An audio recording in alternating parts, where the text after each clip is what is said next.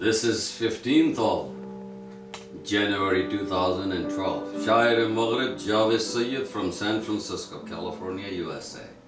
Today's topic is about the judiciary syndrome that is going on in Pakistan these days. Well, again, let me say this at the very outset.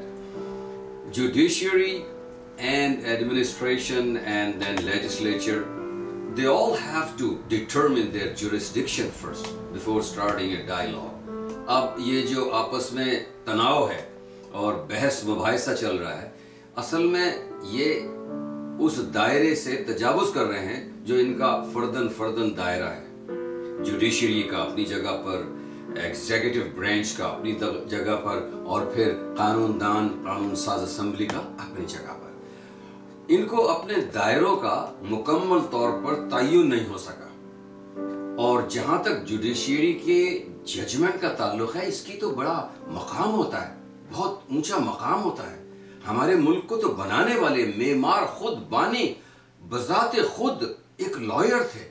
اور اگر وہ یہ حالت جو آج کل حالت جنگ ہے ایک قسم کی عدلیہ میں اور دیگر اداروں کے درمیان، اس کو دیکھ کر کتنے افسردہ ہوتے ہیں ہمارے جناح صاحب.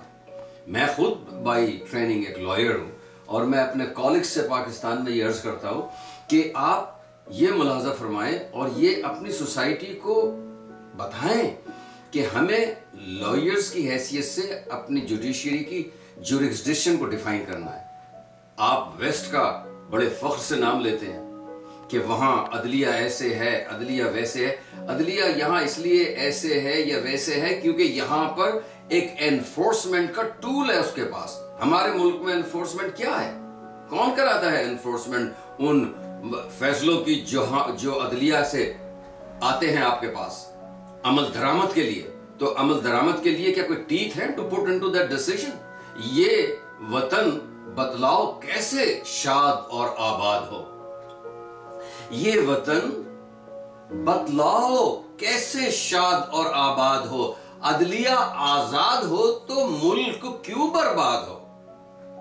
فیصلہ کس کام کا گر فیصلہ لاگو نہ ہو؟ فیصلہ کس کام کا گر فیصلہ لاگو نہ ہو؟ پہلوانی ہے صفر رستم کا جو بازو نہ ہو. شکر ہے کہ منصف اعلیٰ ہیں ایک عادل کبیر، ان کے آگے ایک جیسے کیا غریب ہو کیا امیر. ہاں مگر انفورسمنٹ حاصل نہیں تو کچھ نہیں. Enforcement, the power to enforce the decision. ہاں مگر انفورسمنٹ حاصل نہیں تو کچھ نہیں. جانور مانا ہے چابک کے بنا، گھوڑا کہیں ڈنکے کی چوٹ. شاعر مغرب جاوید سید. انشاءاللہ with another topic tomorrow or day after, but for sure. خدا حافظ.